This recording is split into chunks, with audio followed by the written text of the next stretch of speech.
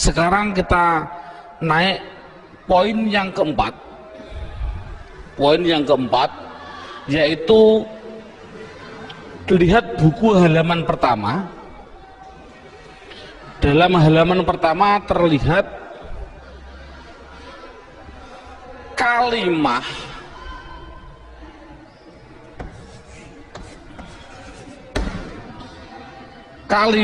isim, fiil, huruf. Ini ada gambar kalimah pasti butuh kepada yang namanya, ini garis horizontal namanya perlu. Dalam bahasa Indonesia namanya perlu, bahasa Indonesianya orang Jawa namanya butuh. Butuh itu kemarin saya dari Sumatera, butuh itu artinya sama seperti di orang Kalimantan Dakar. Naudzubillah, mohon maaf sekali, bahasa kasar perlu. Berarti kalimah itu pasti memerlukan yang namanya i'rab. Halaman pertama dilihat, i'rab itu ada 4. Satu namanya i'rab rofa,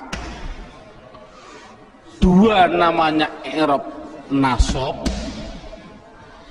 3 namanya i'rab jar, yang keempat yaitu namanya i'rab jazm. Jadi kalimah itu pasti memerlukan yang namanya i'rab. Padahal i'rab ada 4, rofa, nasab, jar, jazm. Dan perlu diketahui kalimah isim itu butuhnya hanya butuh 3, bukan 4. Fiil butuhnya yaitu 3, bukan 4. Huruf, sementara huruf tidak butuh. Jadi yang butuh i'rab itu yaitu khusus yang namanya kalimah isim dan kalimah fiil. Apa i'rab itu nanti saya terangkan. Yang penting isim itu butuh 3. Apa namanya? Dan perlu ditulis dulu. Anak harus digaris bawahi. Rofa pasti domah, dibilang pasti, karena pengalaman saya pada waktu kecil Pak Guru menerangkan rofa yaitu domah, wawu, alif, nun. Itu saya juga bingung. Makanya saya melihat dalam jurumiyah ada namanya alamat asli, menunjukkan bahwasanya saya punya insting, berarti mengapa musonaf kok mengatakan asli domah? Inilah mungkin metode saya harus mengikuti seperti ini.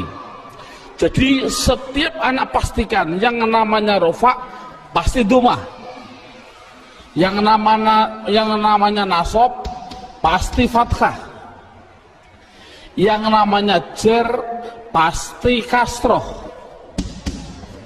yang namanya jazm pasti sukun. Dipastikan dulu. Jadi kalau sekarang kita lanjutkan, yang butuh i'rab itu adalah isim butuh 3. Apa-apa? Isim butuhnya yaitu rofa, nasab, jar. Ini kebutuhan isim. Jadi isim butuhnya hanya 3, rofa, domah, nasab, fathah, jar, kasroh. Tidak butuh kepada jazm, tidak butuh. Ini penting. Adapun yang fiil butuh 3. Fiil butuh 3. Apa-apa? Rofa, nasab, dan jazm.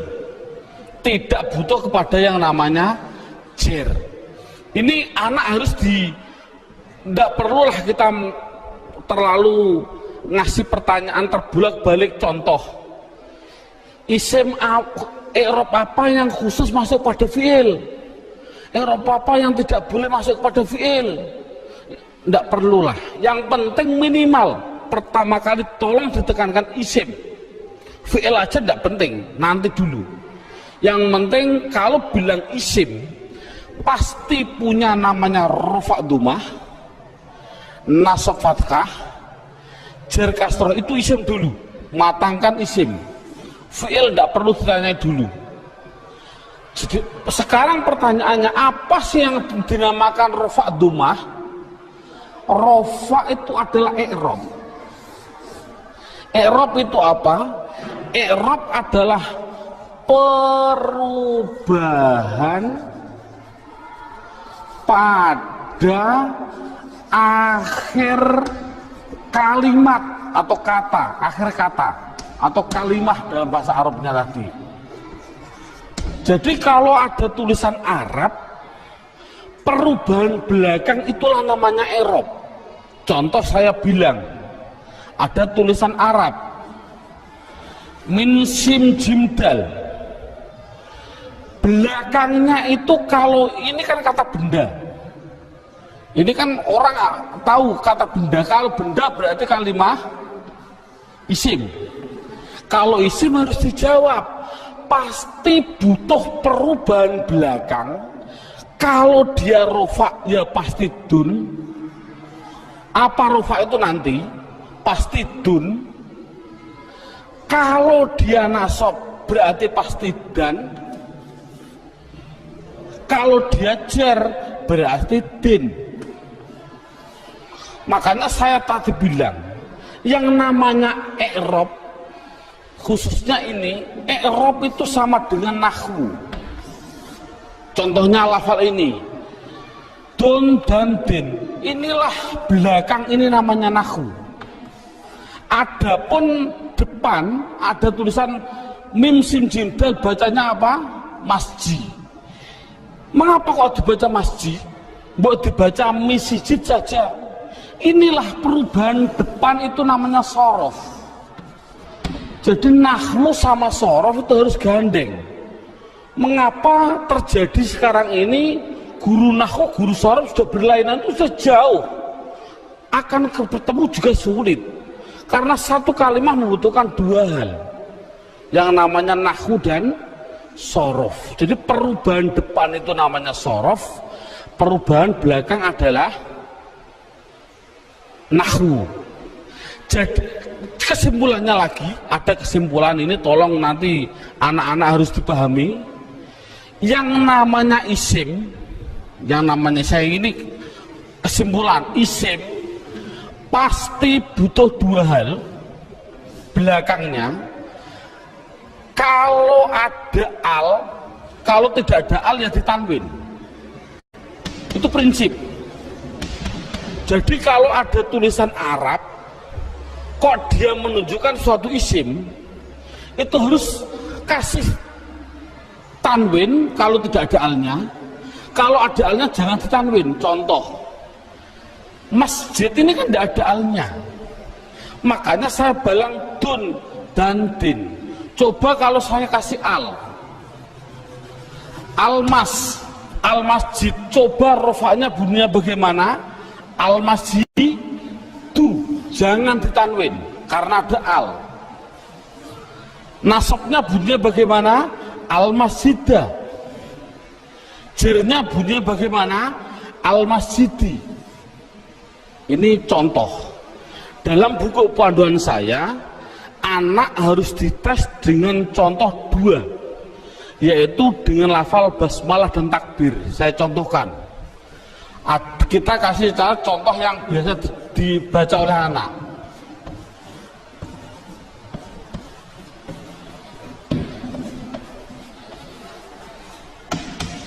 Dideteksi dulu isim fi'ilnya. Coba rohim, lafal belakang ini isim fi'il atau huruf? Isim, tahu kok isim? Ada al. Rohman, isim fi'il atau huruf? Isim, tahu kok isim? Ada al. Allah, isim fi'il atau huruf? Isim, tahu kok isim? Ada al. Silahkan, ini ada khilafiyah ulama. Ada yang mengatakan jangan bilang al, ini adalah ismudzat, tidak boleh dirubah-rubah. Tapi ada ulama yang mengatakan memang al, dari lafal aliha dikasih al, jadinya alifnya dikasih panjang, Allah. Nggak, untuk anak kecil biarlah itu bilang isim karena ada al, silahkan. Ismi ini isim, tahu kok isim karena ada huruf jerba. Ini memang sulit, anak pemula memang sulit, tidak begitu penting. Yang penting dikasih tahu ismi isim karena ada huruf jar masuk. Kalau ini mengatakan isim, ini isim karena ada al, ini isim karena ada al, ini isim karena ada al. Coba harokatnya gimana? Bismi, loh, saya baca kasroh, berarti dia menunjukkan rufa nasab atau jer? Jer, karena kasroh. Oh, 100. Bismillahi, saya kasri hi, berarti di kasroh. Isim ada kasroh. Oh, masuk karena dia jer berarti. Mengapa kok jer? Oh, nanti belum waktunya. Bismillahirrahmanirrahim, mengapa saya bilang nih? Rufa nasab atau jer? Jer. Oh, 100. Teruskan. Bismillahirrahmanirrahim. Pasti anak jawab khim. Jawab saja mustahil. Karena sukun itu miliknya fi'il. Ini kan sukun. Sukun itu adalah miliknya kalimah. Sukun itu miliknya kalimah fi'il. Padahal ini isim. Berarti itu milik isim, tidak boleh. Jadi salah, ada tulisan Arab Bismillahirrahmanirrahim, mimnya kok disukun, salah. Mestinya itu kalau dia isim, kalau tidak rohimu ya rohimah ya rohimi, pasti itu. Oh, kebetulan di dalam Al-Quran tulisannya adalah mi, ya berarti jer. Dari mana kok jer? Yang penting dia kasroh, itu jer. Mengapa kok dibaca jer? Oh, nanti belum masanya. Yang penting dia bisa mendeteksi itu isim, rafa, nasab atau jer. Ini kan anak sudah lumayan. Dengan berarti gambaran rohim ini adalah menggambarkan anak biar tahu, oh, isim tidak boleh ditanwin. Loh, kok disukun, Pak? Oh, tidak boleh tanwin, maaf. Sukun. Mengapa sukun, Pak? Karena wakaf. Saya contohkan lagi. 2 contoh. Lafal Allahu Akbar. Allahu Akbar. Orang bilang akbar disukun. Saya jawab salah. Mengapa salah? Tadi saya bilang akbar itu adalah sifat. Yang namanya sifat itu pasti isim. Yang namanya isim tidak mungkin dia disukun. Di dalam tulisannya kalau begini. Karena apa? Sifat isim tidak boleh sukun. Karena sukun itu miliknya fi'il. Kalau isim itu pasti kalau tidak ru, ya ro, ya ri. Mengapa tidak ditanwin? Nanti. Yang jelas ini contoh Allahu Akbar. Allah isim, tahu isim ada al. Rufa nasab atau jer? Rufa, tahu kok rufa karena dumah. Akbar yang betul adalah akbaru. Jadi mengapa kok dibilang bar? Karena wakof. Kalau nulis adalah ru yang betul. Makanya sering saya kasih pertanyaan, bagaimana hukumnya ada orang sholat bilang Allahu Akbaru, sah nggak? Jawabnya adalah sah, karena nakunya seperti itu. Namun yang terbaik memang adalah wakof. Seperti ini, Bismillahirrahmanirrahim, karena wakof. Jadi intinya adalah yang namanya i'rab ada 4 rafa, nasab, jar, jazm. Khusus kita tekankan pada isim. Yang namanya isim belakangnya pasti rafa dumah, nasab fathah, jar kasroh. Itu kesimpulannya. Dumah,